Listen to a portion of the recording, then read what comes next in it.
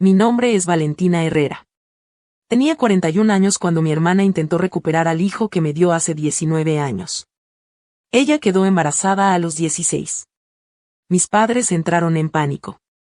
Dijeron que un bebé arruinaría el apellido familiar, arruinaría el futuro de Camila, arruinaría todo. Entonces se dirigieron a mí. Yo tenía 22 años, era soltera, y nunca había cargado a un recién nacido en mi vida. Lo tomé de todas formas, lo crié sola, trabajé 2 empleos durante sus primeros 3 años, envolví sus regalos de Navidad en papel periódico, y asistí a cada reunión de padres y maestros completamente sola.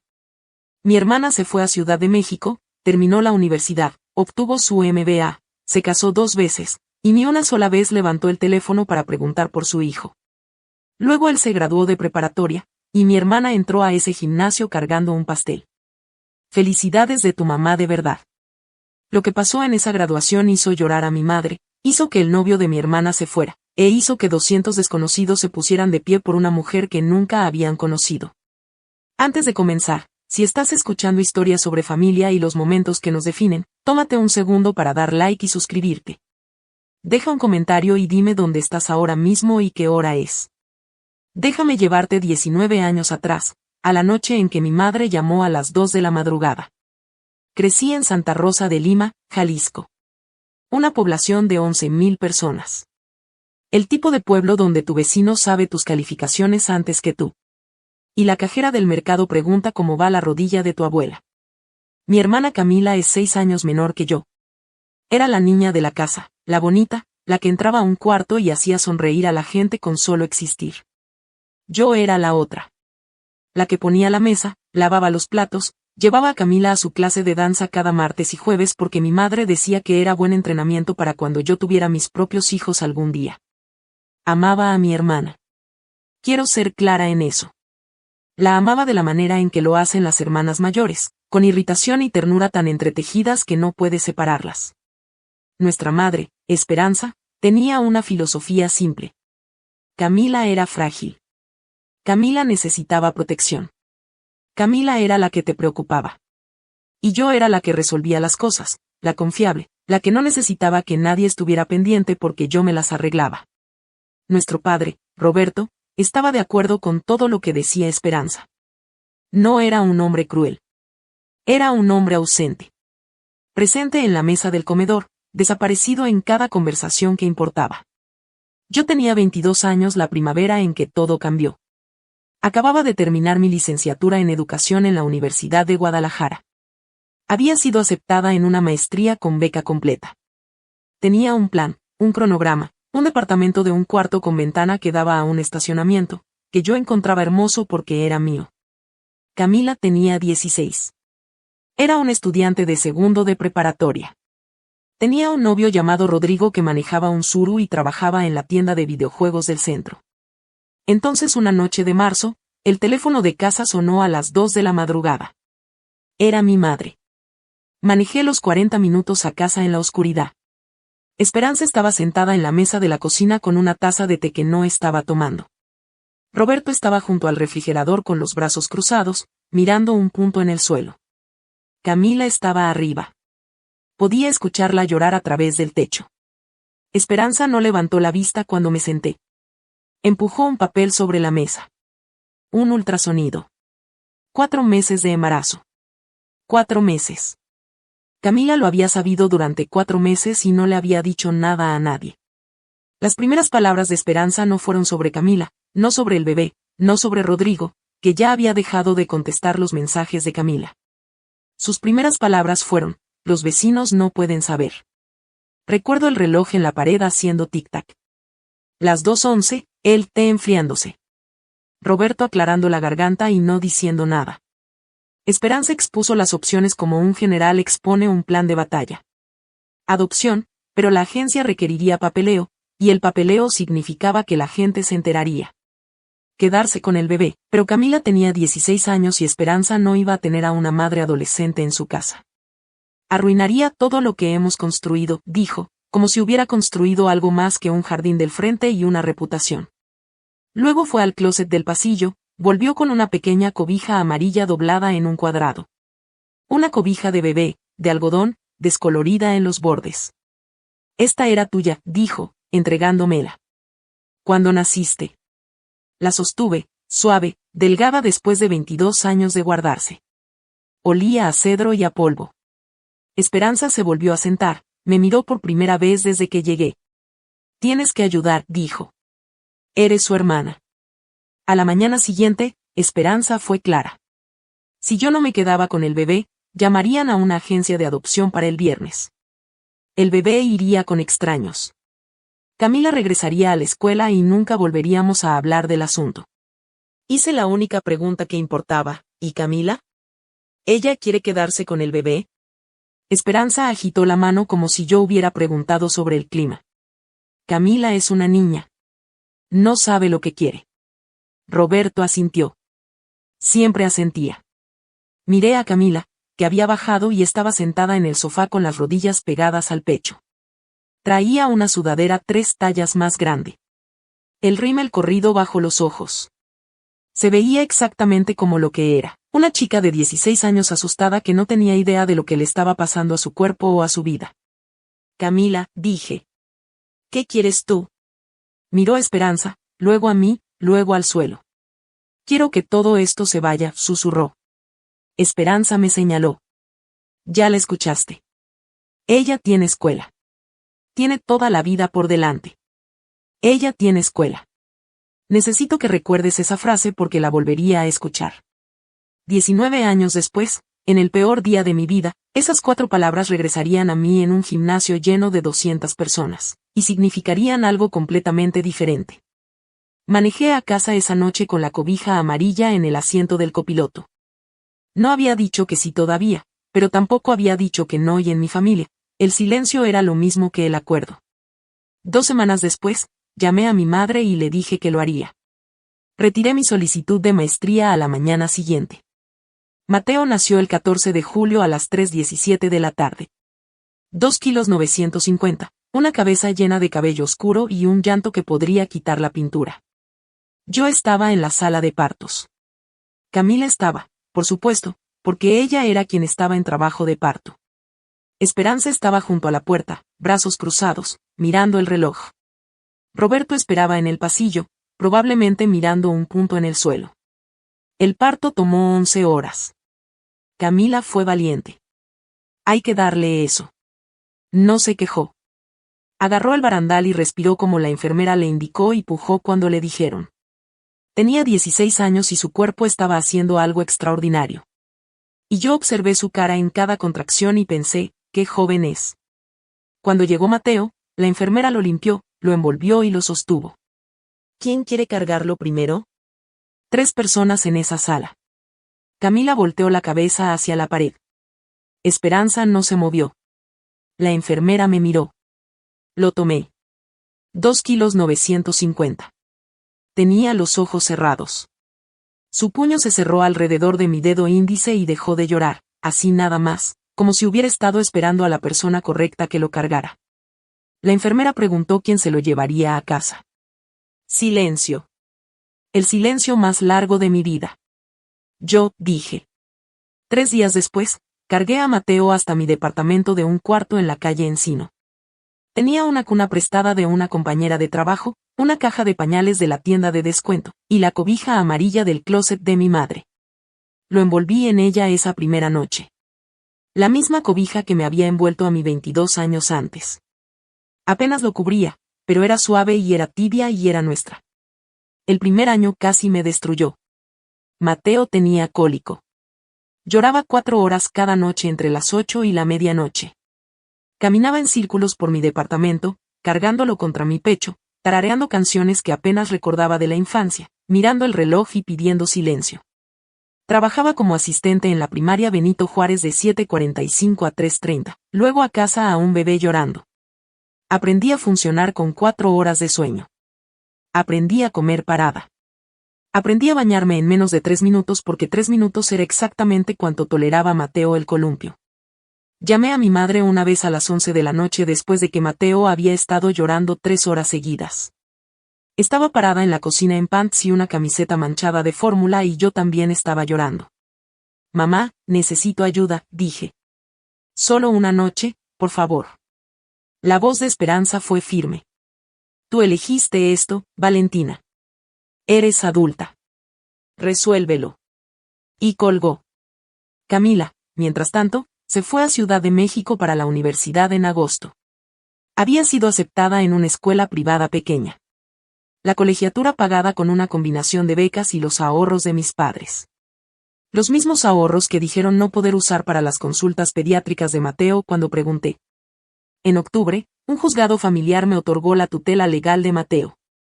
Los papeles fueron directos. Camila firmó los formularios de renuncia voluntaria por fax desde Ciudad de México durante la semana de bienvenida de su universidad. Guardé los documentos en una caja fuerte pequeña que mantuve bajo mi cama, junto a la cobija amarilla, junto al brazalete del hospital de Mateo.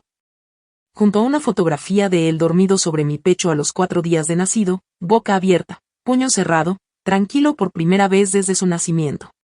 Era mío, legalmente, finalmente, completamente. Déjame darte los siguientes 5 años en imágenes. Mateo con 1 año. Primeros pasos. Caminó de la mesita de centro al sofá. 3 pasos en el aire, brazos extendidos, sonriendo como si hubiera conquistado el Everest. Lo grabé en un teléfono básico que apenas guardaba 30 segundos de video. Todavía tengo ese video. Ma fue su primera palabra. No mamá, no mami. Solo ma. Corta, eficiente, como si ya hubiera descubierto lo más importante y no necesitara sílabas extra. Mateo a los 3. Empecé a dar clases de medio tiempo en la primaria Benito Juárez, solo las mañanas, mientras una vecina llamada Doña Petra cuidaba a Mateo por 200 pesos a la semana. Doña Petra tenía 6 nietos y la paciencia de una formación geológica. Mateo la adoraba. Mateo a los 4. Ya podía leer, no solo letras, sino palabras, oraciones enteras. Leyó la caja del cereal en el desayuno y me preguntó qué era la riboflavina. Tuve que buscarlo. Mateo a los 5, primer día de primaria. Me quedé frente a la escuela 15 minutos después de que entró, solo por si acaso. No volteó. Entró marchando con su mochila del hombre araña y no miró atrás. Y estaba tan orgullosa y tan devastada al mismo tiempo que me senté en mi coche y lloré. Nadie de la familia Herrera visitó durante esos 5 años. Ni una sola vez. Sin regalos de Navidad, sin tarjetas de cumpleaños. Esperanza llamaba ocasionalmente para preguntar cómo me iba, nunca para ofrecer ayuda. Roberto mandó 200 pesos en el tercer cumpleaños de Mateo. Sin nota, solo el depósito. La mañana de Navidad cuando Mateo tenía 3 años, solo nosotros 2. Envolví sus regalos en papel periódico porque no podía comprar papel para regalo. Él no lo notó. Tenía 3 años. Pensó que las páginas de los cómics eran parte del regalo. Cuando Mateo tenía 6 años, Camila llamó. Era un martes por la tarde. Yo estaba haciendo espagueti. Mateo estaba en la mesa dibujando un dinosaurio comiéndose una nave espacial. El teléfono sonó y el identificador de llamadas mostró un número del CDMX y casi no contesté porque pensé que era telemarketing. Valentina, soy Camila. Su voz había cambiado. Más grave, más pulida, como si hubiera tomado clases para sonar como adulta. No preguntó por Mateo. No cómo le iba en la escuela, no qué le gustaba comer, no si seguía con cólico o si ya lo había superado años atrás. No preguntó ninguna de esas cosas. Preguntó sobre un coche, un Volkswagen Jetta del 2003 que había dejado en la cochera de mis padres hacía 6 años. Quería saber si seguía ahí. Necesitaba venderlo. Me gradúo la próxima primavera, dijo, y necesito dinero para el depósito de mi departamento. Le dije que el coche probablemente seguía en la cochera. Dijo que llamaría a Esperanza para arreglarlo. Luego dijo gracias. Adiós, y colgó. 42 segundos. Lo cronometré después porque no podía creer que eso fuera toda la conversación. Esa tarde, Esperanza llamó. Tu hermana se gradúa la próxima primavera, con mención honorífica, negocios y mercadotecnia. No le hagas las cosas difíciles. Yo no le estoy haciendo nada difícil a nadie, dije. Estoy haciendo espagueti. Camila se graduó con honores de la Universidad Iberoamericana el mayo siguiente. Esperanza manejó al DF para la ceremonia. Roberto también fue. Mandaron enmarcar la foto de graduación y la colgaron en la sala, con passepartout profesional, tamaño carta doble. La foto del primer día de escuela de Mateo estaba en mi refrigerador, sostenida por un imán con forma de mariquita. En la casa de ellos no había ninguna. Cuando Mateo tenía 8 años, 2 cosas pasaron que cambiaron el rumbo de mi vida. La primera, la secundaria técnica número 14 me ofreció un puesto de tiempo completo como asistente de educación especial, con posibilidad de ascender a coordinadora si terminaba mi maestría. El salario era de $18,000 al mes. Con prestaciones. Para una madre soltera que había vivido de sueldos de asistente y compras de despensa cuidadosamente racionadas, esa cifra se sentía como una fortuna. La segunda, Mateo me hizo una pregunta mientras yo lavaba los trastes. Tía Valentina, ¿por qué no tengo mamá y papá como los otros niños? Mis manos dejaron de moverse. El agua siguió corriendo. Un plato se resbaló y chocó contra el fondo del fregadero. Él estaba sentado en la mesa de la cocina detrás de mí.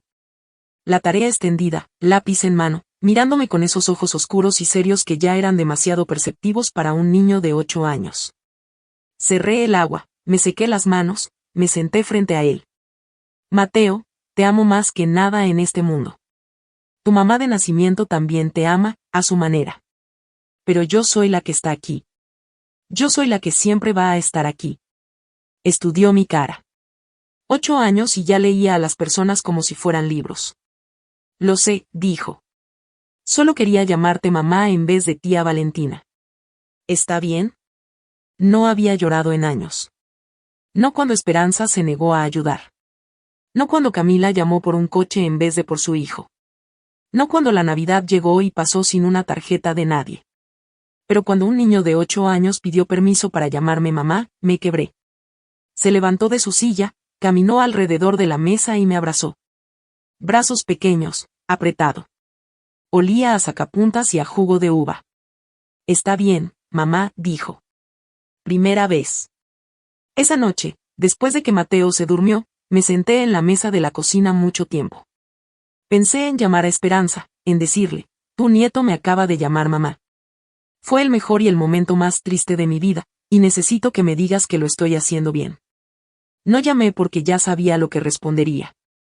Me diría que no confundiera a Mateo. Me diría que Camila era su mamá de verdad.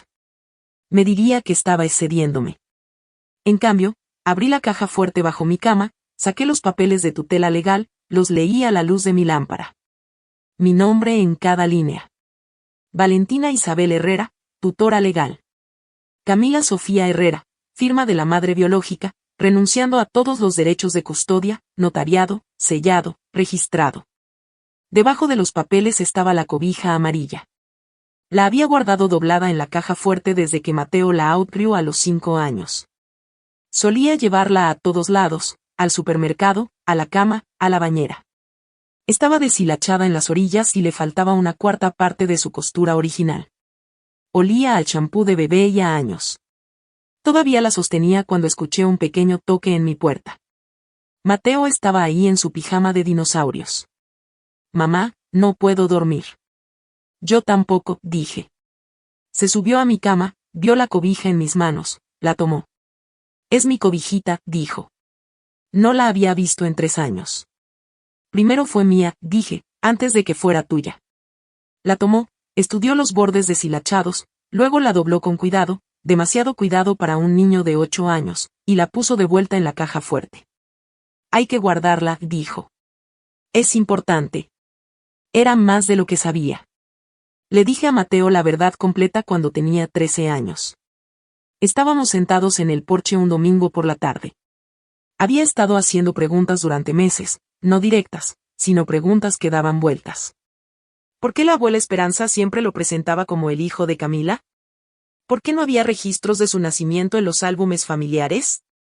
¿Por qué nunca había conocido a Rodrigo? Así que le conté todo. Le conté sobre la llamada a las 2 de la madrugada, sobre el ultimátum de Esperanza, sobre la cobija amarilla y el manejo de 40 minutos a casa en la oscuridad.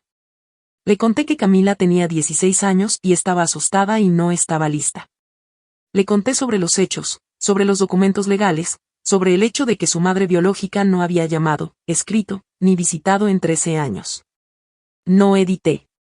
No dije que Camila era mala persona. No dije que Esperanza estaba equivocada. Solo le conté lo que pasó, en orden, tal como sucedió. Mateo escuchó sin interrumpir. Cuando terminé, se levantó, entró a la casa y cerró la puerta de su cuarto. No salió por 2 días. A la tercera mañana, apareció en la mesa de la cocina ya vestido para la escuela. Yo había hecho huevos revueltos. Se sentó, levantó su tenedor, comió 3 bocados. Luego dijo, no estoy enojado con ella. ¿Con Camila?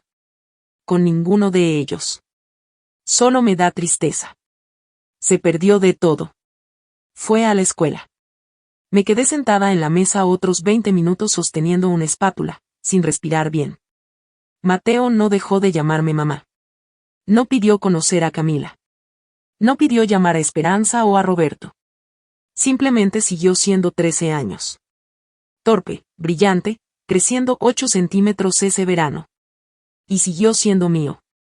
Mientras yo criaba a Mateo, Camila coleccionaba logros. MBA en el TEC de Monterrey. Directora de Mercadotecnia en una agencia boutique en Ciudad de México a los 28. Oficina de esquina, coche de la empresa, el tipo de carrera que queda bien en LinkedIn. También coleccionó matrimonios. El primero duró 2 años, se llamaba Bernardo. Nunca lo conocí. El segundo duró 14 meses, se llamaba Marco. Nunca lo conocí tampoco. Cada vez que Camila se divorciaba, Esperanza me llamaba, no para preguntar cómo estaba Mateo, sino para decirme que no le agregara más estrés a Camila. Mientras tanto, terminé mi maestría. Me llevó 4 años de clases nocturnas mientras trabajaba de tiempo completo y criaba a Mateo. Me gradué cuando Mateo tenía 8 años. Nadie de mi familia asistió a mi graduación tampoco. Lupita Ríos, una colega que se había convertido en mi mejor amiga, se sentó en la tercera fila y aplaudió suficientemente fuerte para 10 personas. El Día de Muertos cuando Mateo tenía 15 años fue la primera vez que lo llevé a casa de mis padres en años. No sé por qué acepté ir. Quizás pensé que las cosas habían cambiado. Quizás quería que Mateo tuviera la experiencia de la gran mesa familiar al menos una vez. Manejamos los 40 minutos a Santa Rosa de Lima. Mateo traía una camisa de botones que él mismo había escogido. Estaba nervioso. Me di cuenta porque seguía ajustando su cuello en el espejo del copiloto. La casa estaba llena. Esperanza había invitado a primos, a una tía, a 2 vecinas. La mesa estaba puesta para 14. Un banquete típico, el tipo que ves en las películas. Esperanza nos recibió en la puerta. Abrazó a Mateo.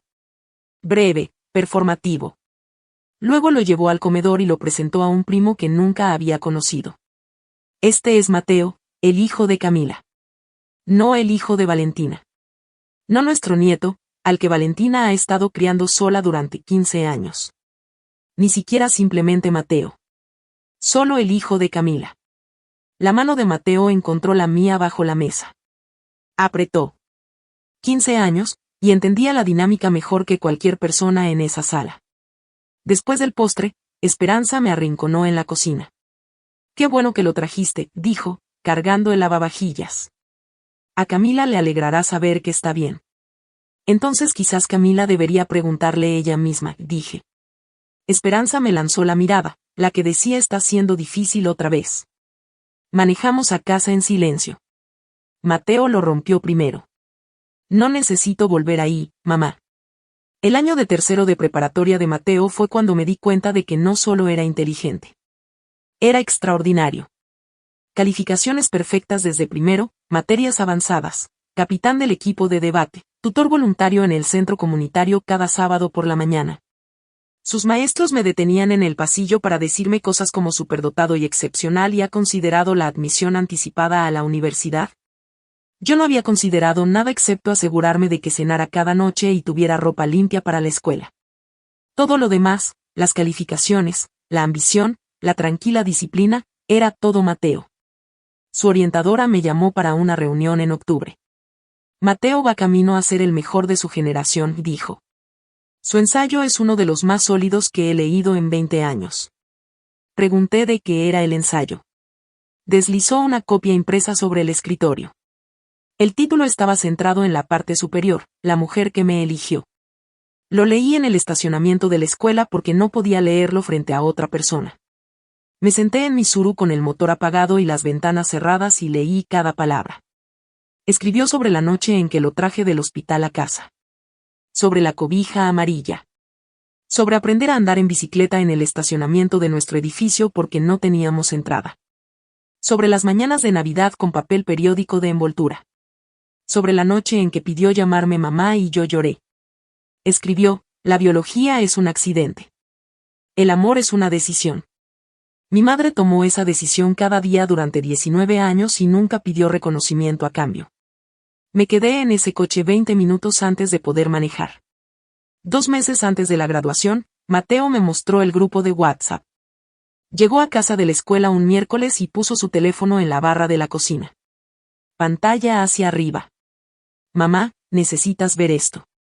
Era un grupo familiar de WhatsApp. Esperanza, Roberto, Camila, la tía Patricia, el tío Ernesto. Alguien había agregado a Mateo al grupo por accidente. Probablemente Esperanza, que apenas podía operar su teléfono en un buen día. Los mensajes se remontaban 2 años. Los fui leyendo, sentada en la mesa de la cocina mientras Mateo estaba junto a la ventana, brazos cruzados, observándome. Esperanza, hace 14 meses, cuando Camila esté lista, recuperará a Mateo. Valentina solo lo está cuidando por ahora. Camila, 3 días después, denme un par de años más. Estoy acomodando mi vida. Roberto, pulgar hacia arriba tía Patricia, pobrecita Camila. Ha pasado por tanto. Tío Ernesto, Valentina debería estar agradecida de poder tener un hijo. Leí cada mensaje 2 veces. Mis manos estaban firmes porque tenían que estarlo. La cocina estaba en silencio excepto por el zumbido del refrigerador. 2 años. Durante 2 años, mi familia había estado discutiendo la devolución de mi hijo como si fuera una podadora prestada. Como si yo lo estuviera guardando temporalmente hasta que Camila estuviera lista para recogerlo. Dejé el teléfono, miré a Mateo. ¿Por qué no me mostraste esto antes?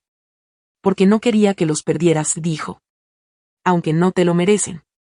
17 años, parado en mi cocina, protegiéndome de mi propia familia. No llamé a Esperanza. No llamé a Camila. No grité ni lloré ni tiré nada.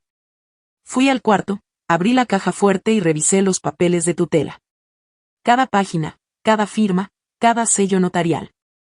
Luego cerré la caja fuerte y volví a hacer la cena. Si alguna vez fuiste la persona en quien todos apoyaban pero nadie agradecía, si fuiste la confiable mientras alguien más recibía los aplausos, entonces sabes exactamente cómo se siente esto. Dale a ese botón de suscripción y quédate porque lo que sucede en la graduación es algo que todavía no puedo creer que Mateo haya tenido el valor de hacer. Esa noche después de cenar, Mateo y yo nos sentamos en el porche. ¿Por qué no me dijiste cuando viste los mensajes por primera vez?, pregunté de nuevo. Estuvo callado un momento. Los grillos llenaron el silencio. Porque te hubieras enfrentado a la abuela, dijo. Y entonces te hubiera cortado completamente. Y aunque no te trata bien, sé que todavía la quieres. No quería ser la razón por la que perdieras a tu mamá. Quise discutir. Quise decir que Esperanza había perdido el derecho a llamarse mi mamá hace años, pero la verdad era más complicada que eso. Como siempre es la verdad cuando involucra a la familia. Mateo, tú y yo somos una familia. Lo hemos sido desde el día en que te traje a casa. Lo que ellos piensen, lo que planeen, no cambia lo que es legal y lo que es real. Eres mi hijo.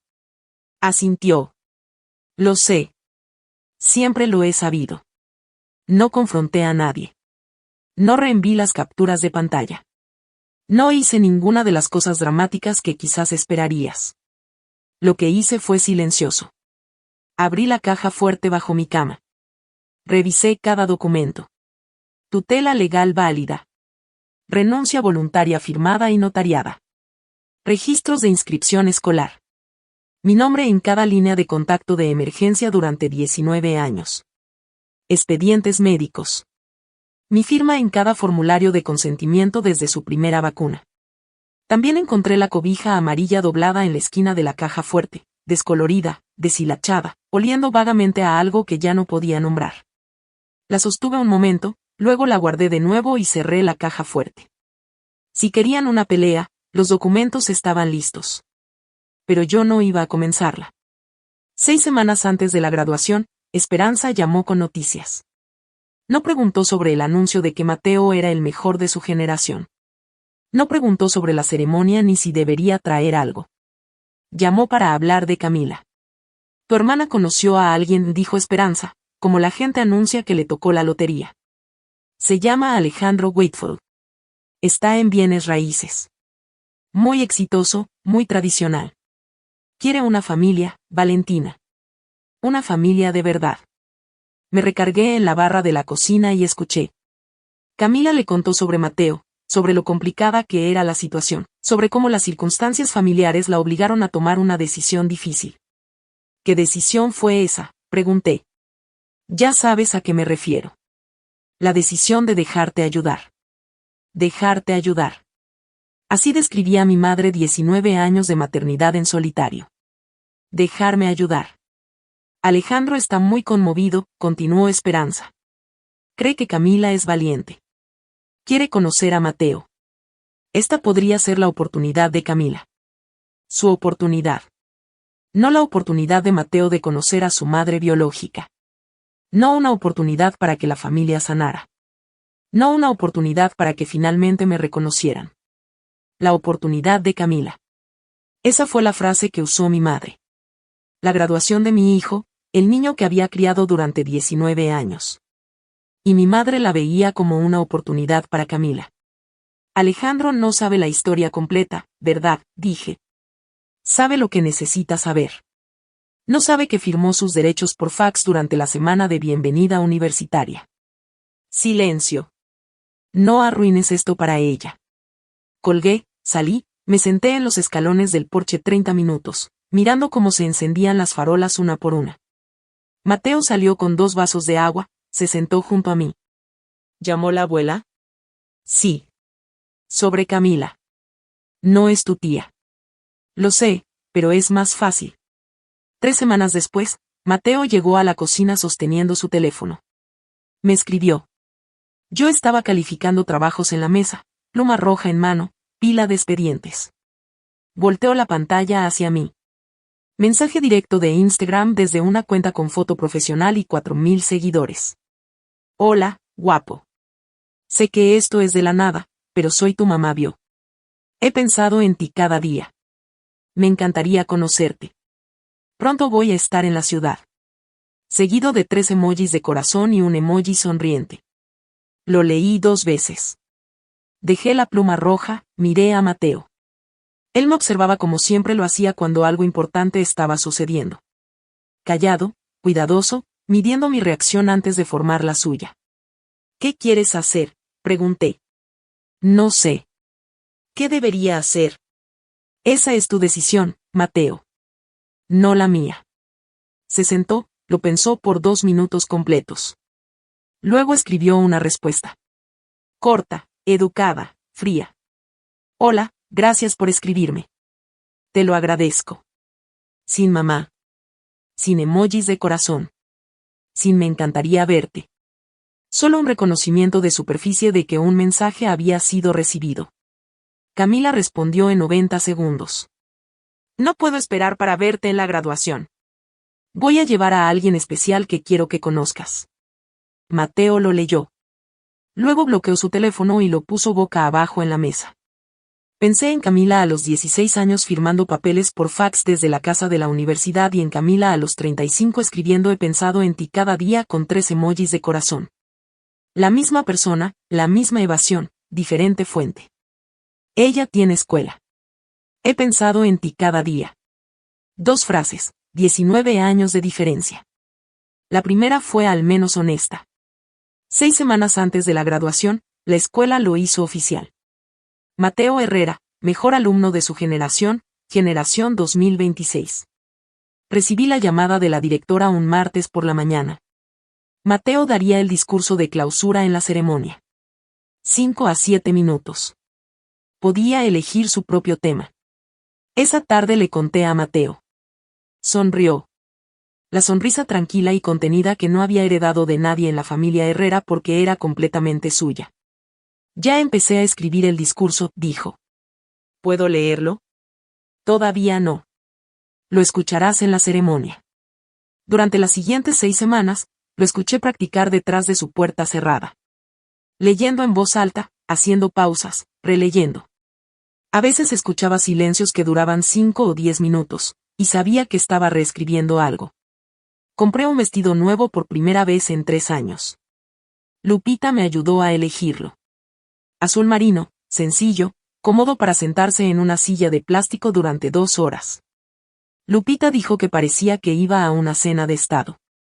Le dije que iba a algo mejor. Mateo planchó su propia camisa. Había estado planchando su propia camisa desde los 14. Yo le enseñé. Él era mejor que yo. La llamada telefónica llegó un jueves por la tarde, 9 días antes de la graduación. El número de Esperanza. Casi lo dejé sonar. Camila va a estar en la ceremonia, dijo Esperanza.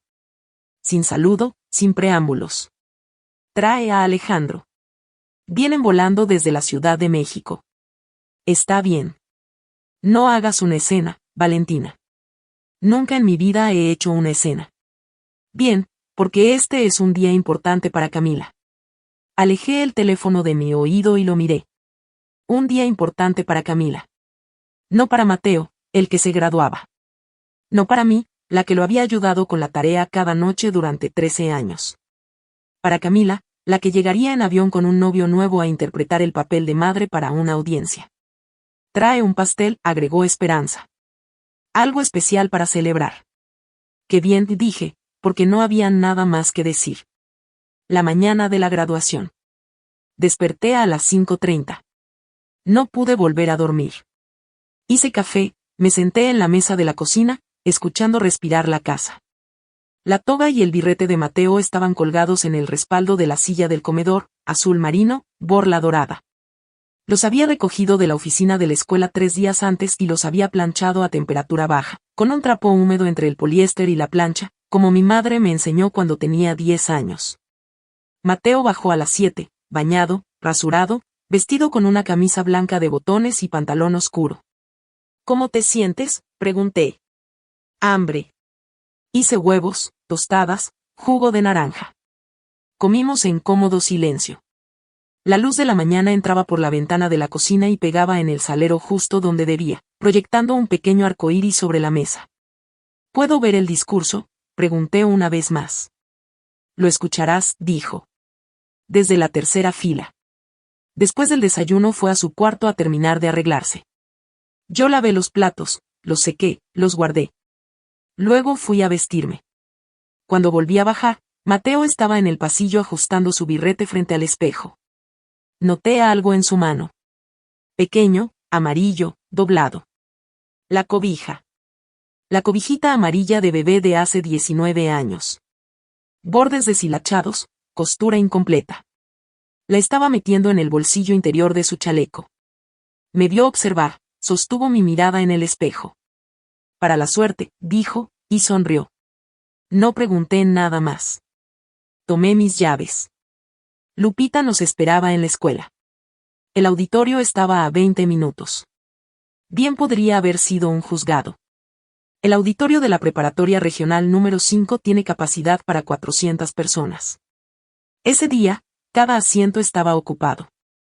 Filas de sillas de plástico en el piso del auditorio, un pequeño escenario al frente con un podio, un micrófono, y una manta que decía Generación 2026.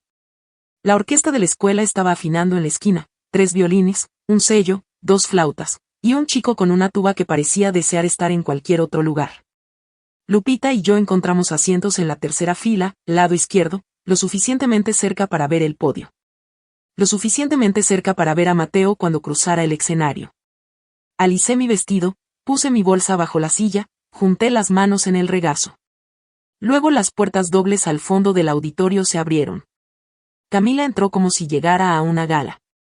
Vestido verde esmeralda, cabello castaño en ondas sueltas hasta los hombros, tacones que repiqueteaban en el piso, sonrisa lo suficientemente amplia como para verse desde el escenario.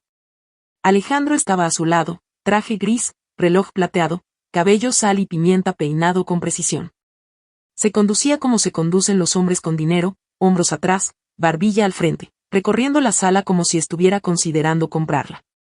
Detrás de ellos, Esperanza y Roberto. Esperanza traía una blusa floral y labial que solo usaba para ocasiones especiales. Roberto traía una corbata que no combinaba con su camisa. Y en las manos de Esperanza, sobre una charola de plástico con un mantel de papel encaje debajo, un pastel.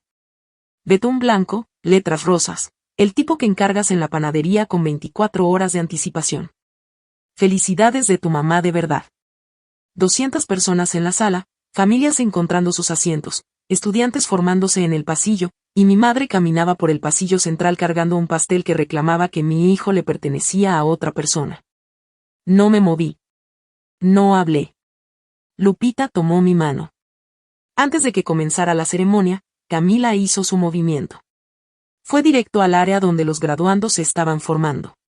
La seguridad no la detuvo porque le sonrió a la mamá voluntaria en la puerta y dijo, soy la mamá de Mateo Herrera. Y técnicamente, biológicamente, no estaba mintiendo. La observé desde mi asiento mientras encontraba a Mateo en la fila. Lo abrazó, un abrazo completo y teatral. Los dos brazos a su alrededor, cabeza inclinada para máxima visibilidad. Mateo estaba rígido. Sus brazos se quedaron a los lados. Luego Camila se volteó. Caminó hacia mí, tacones repiqueteando, sonrisa fija. Se detuvo al final de mi fila y se inclinó lo suficiente para que la gente detrás de nosotras pudiera escuchar. Valentina, muchas gracias por cuidar a mi hijo todos estos años. Has sido una niñera increíble. Hizo una pausa, puso su mano en mi hombro. Pero ya estoy aquí. Yo me encargo de aquí en adelante. Niñera. 19 años. 4,000 lonches escolares. 300 juntas de padres y maestros. 11,000 historias antes de dormir. 16 años de tarea. Navidades. 19 pasteles de cumpleaños que yo misma horneé porque los pasteles de panadería costaban $400 y eso era una semana de despensa. Niñera. No respondí. No porque no pudiera pensar en qué decir. Tenía 19 años de cosas que decir. No respondí porque vi a Mateo observándonos desde el área de formación. Estaba muy quieto. Su mandíbula estaba tensa. Sus ojos estaban fijos en los míos. Y en esos ojos leí un mensaje tan claramente como si hubiera hablado en voz alta. Espérame. Así que esperé. La ceremonia comenzó puntualmente a las 10. La directora dio la bienvenida a las familias. La orquesta de la escuela tocó algo clásico que nadie reconoció. El supervisor de zona dio un discurso sobre futuros y posibilidades y la importancia de la comunidad que duró 12 minutos y contuvo no menos de 6 metáforas deportivas. Luego los graduandos comenzaron a cruzar el escenario. Uno por uno, nombre llamado, diploma recibido, apretón de manos, sonrisa, fotografía.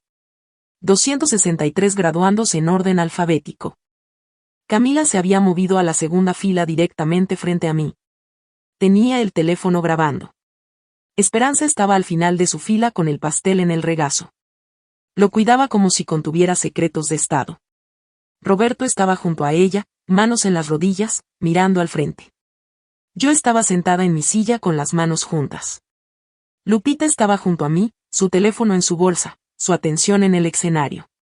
Era la única persona en ese auditorio que conocía la historia completa. El grupo de WhatsApp, los documentos, los 19 años. Herrera, Mateo. Escuché su nombre y todo lo demás desapareció. El auditorio, la multitud, el pastel, el vestido verde esmeralda de Camila, el reloj plateado de Alejandro, todo desapareció. Mateo cruzó el escenario, alto, seguro, birrete perfectamente recto. Le dio la mano al supervisor de zona, recibió su diploma, y me miró en la tercera fila. Me guiñó el ojo.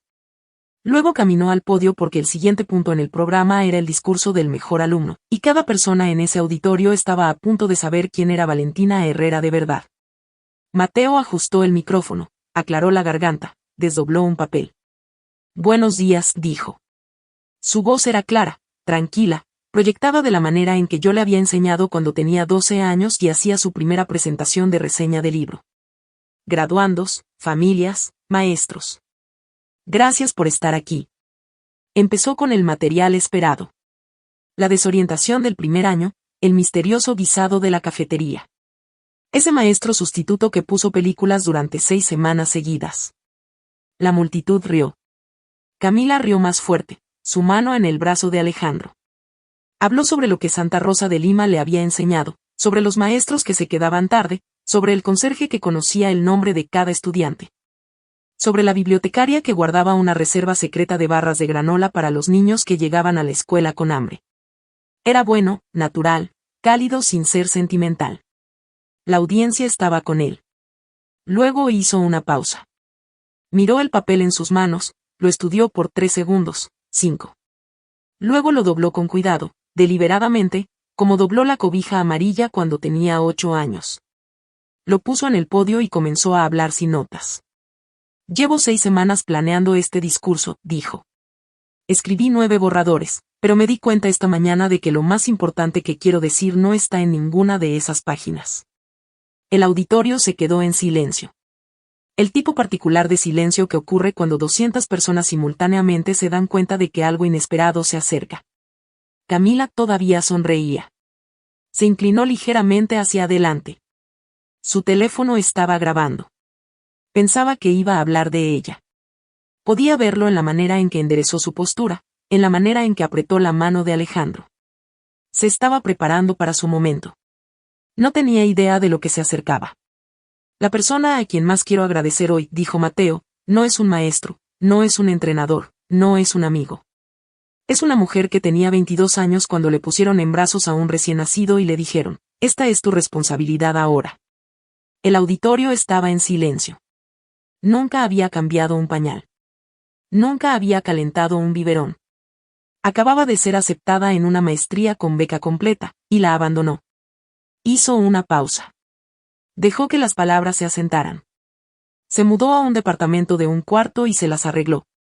4 horas de sueño por noche el primer año. Sueldo de asistente, pañales de tienda de descuento. Envolvió mis regalos de Navidad en papel periódico porque no podía comprar papel para regalo. En algún lugar del fondo del auditorio, alguien sollozó. Una madre, probablemente. Alguien que reconocía el agotamiento que iba hasta los huesos en esos detalles. Regresó a la escuela cuando yo tenía 5 años. Clases nocturnas, 4 años. Se graduó con una maestría en educación especial, y nadie de su familia fue a su ceremonia. Una amiga se sentó en la tercera fila y aplaudió lo suficientemente fuerte para 10 personas. Lupita me apretó la mano tan fuerte que perdí la sensación en los dedos. Me ayudó con la tarea cada noche durante 13 años. Me enseñó a cocinar, a lavar la ropa, a dar un apretón de manos firme y mirar a las personas a los ojos. Me enseñó a planchar una camisa y a cambiar una llanta y a escribir una nota de agradecimiento a mano. Fue a cada junta de padres y maestros, a cada obra de teatro, a cada entrega de premios. Nunca faltó a una sola. Camila ya no sonreía. Su teléfono seguía grabando, pero su mano había caído al regazo. Miraba a Mateo con una expresión que nunca había visto en su cara. Confusión, luego reconocimiento, luego miedo. Mateo me miró directamente. Tercera fila, lado izquierdo. Ella no es la mujer que me dio a luz, dijo. Pero es la mujer que me eligió cada día durante 19 años sin pedir nada a cambio. Sin quejarse, sin rendirse. Su voz no se quebró. Sus manos no temblaron.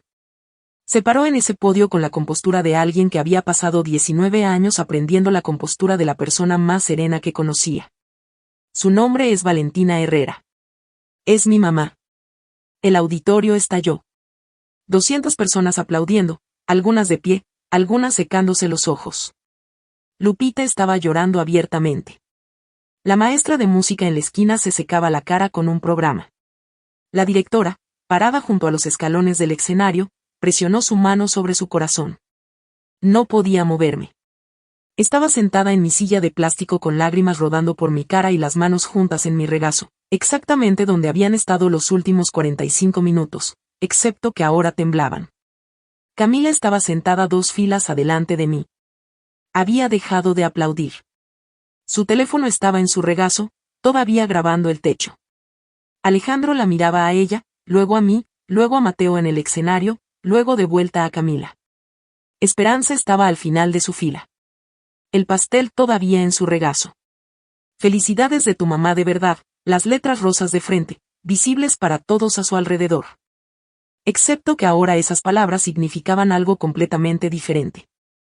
Porque 200 personas acababan de escuchar a Mateo Herrera nombrar a su mamá de verdad. Y no era la mujer del pastel. Miré a mi hijo en ese escenario. Me miró y articuló dos palabras que nadie más pudo ver. Gracias. La ceremonia terminó. Las familias se derramaron hacia el jardín. Los graduandos abrazaban a sus compañeros. Las cámaras hacían clic. El sol de la tarde era cálido y el aire olía a pasto recién cortado y colonia barata. Estaba parada cerca del árbol de jacaranda junto al estacionamiento cuando Camila me encontró. Llegó rápido, los tacones hundiéndose en el pasto, el rímel ya corriendo en las orillas. Alejandro venía detrás, manos en los bolsillos, boca apretada en una línea delgada. ¿Qué fue eso? La voz de Camila era cortante, lo suficientemente alta para que el grupo de padres cercanos se volteara. ¿Qué le dijiste que dijera? No le dije nada. Lo entrenaste. Pusiste a mi propio hijo en mi contra. Mateo apareció detrás de ella, todavía con toga y birrete, diploma en mano. Nadie me entrenó, dijo. Su voz era tranquila, la voz de alguien que había ensayado este momento en su cabeza durante años. Yo escribí ese discurso solo. Camila se volteó hacia él. Bebé, soy tu madre. Te di a luz. Te cargué 9 meses. Y luego firmaste un papel y lo mandaste por fax desde la casa de la universidad, dijo Mateo. Durante la semana de bienvenida. La boca de Camila se abrió, se cerró, se volvió a abrir. La abuela me dijo una vez que tuviste que irte porque tenías escuela, continuó Mateo. ¿Y sí te fuiste? Fuiste a la escuela durante 19 años. Fuiste a la escuela y a una carrera y a 2 matrimonios y al DF. Y está bien, pero no puedes llegar a mi graduación con un pastel que dice mamá de verdad y pretender que esos 19 años no ocurrieron. Miró a Esperanza parada a 3 metros de distancia con el pastel todavía en las manos. Y abuela, dijiste que hoy era la oportunidad de Camila, pero esta es mi graduación, no su audición. Alejandro dio un paso al frente. Había estado en silencio durante todo el intercambio, observando con la atención cuidadosa de un hombre que hace negocios para vivir y sabe cuando los números no cuadran. Camila, dijo. Su voz era baja, controlada. Me dijiste que la situación familiar era complicada. Me dijiste que te obligaron a cederlo. Esa fue la palabra que usaste, obligaron. Camila se secó los ojos. Alejandro, fue complicado. ¿Firmaste tus derechos parentales voluntariamente? Tenía 16 años. ¿Firmaste voluntariamente? La gente a nuestro alrededor había dejado de fingir que no escuchaba. Un padre con una cámara la bajó. 2 graduandos cercanos se voltearon a observar. Camila miró a Esperanza en busca de rescate. Esperanza dio un paso al frente, extendiendo la mano hacia el brazo de Alejandro. No entiendes nuestra familia. Alejandro movió el brazo. Me miró a mí. Por primera vez de verdad. ¿Lo criaste desde que nació? Sí. ¿Sola? Sí. Se volteó de nuevo hacia Camila. Su mandíbula estaba firme. Sus ojos habían cambiado. El calor se había ido, reemplazado por algo frío y preciso. No le dijo otra palabra. Enderezó su saco, ajustó su reloj, caminó por el pasto hacia el estacionamiento. Escuché su coche arrancar, un sonido limpio, caro, y lo vi salir del estacionamiento, pasar el letrero de la escuela, pasar el auditorio, y bajar por la calle hacia la carretera. Camila estaba parada en medio del jardín en su vestido verde esmeralda con su cabello castaño capturando la luz del sol y observó al único hombre que alguna vez la había hecho querer ser madre alejarse porque acababa de saber que nunca lo fue. El pastel estaba en el pasto donde Esperanza lo había dejado. Nadie lo había tocado. Nadie lo tocaría jamás. En el silencio que siguió a la partida de Alejandro, algo cambió en la cara de Esperanza. Miraba a Mateo. No a Camila. No a mí. A Mateo, parado ahí en toga y birrete, diploma en mano, borla dorada rozando su hombro.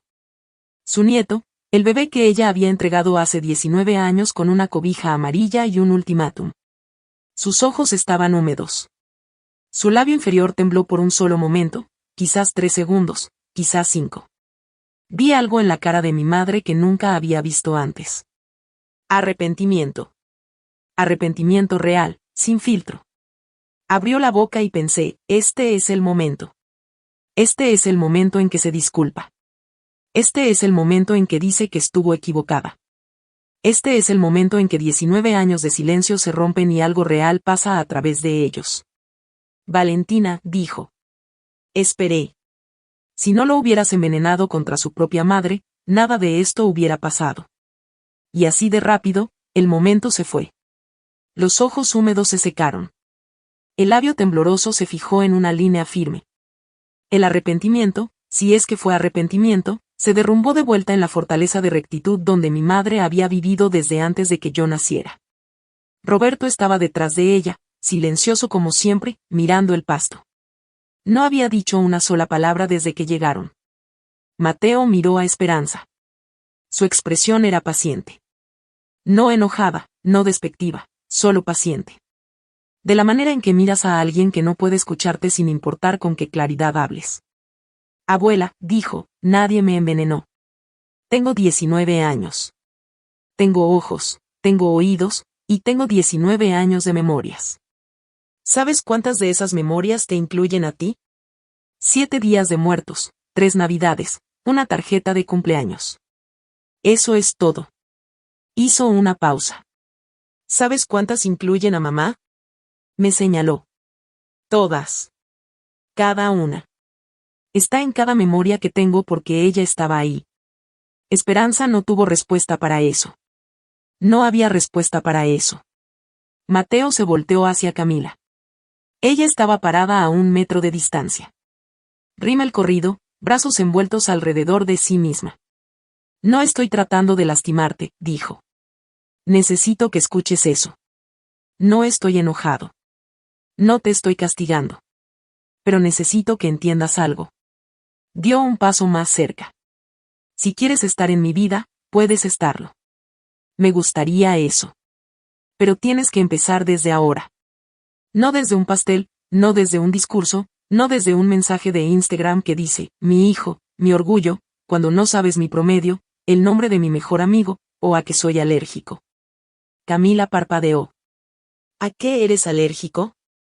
A las nueces de árbol, dijo Mateo. Desde que tenía 4 años. Mamá lo descubrió cuando me salieron ronchas en una fiesta de cumpleaños. Me llevó a urgencias a 100 km/h en zona de 50. Se sentó en la sala de espera 4 horas sosteniendo un jugo de cajita y rezando. Metió la mano al bolsillo interior de su chaleco, sacó algo pequeño, amarillo y descolorido. La cobija. La cobijita de bebé de hace 19 años. La que me había envuelto a mí al nacer. La que lo había envuelto a él la noche que lo traje a casa. La que había vivido en una caja fuerte bajo mi cama durante los últimos 14 años. La desdobló, la sostuvo un momento. Luego caminó hacia mí, tomó mi mano, y la puso en mi palma. Esta es tuya, mamá. Siempre fue tuya. Sostuve esa cobija. Delgada como papel de China, suave como un recuerdo, deshilachada en cada borde. Olía a cedro y a champú de bebé y a 18 años de ser el mundo entero de alguien. No podía hablar. No quedaba nada que decir. Mi hijo lo había dicho todo. Si todavía estás aquí, ya sabes que esto no es solo una historia de graduación. Es sobre quien se gana el título de mamá. Si alguna vez has sostenido a alguien cuando nadie estaba mirando, esta es para ti. Dale like, suscríbete, y quédate conmigo.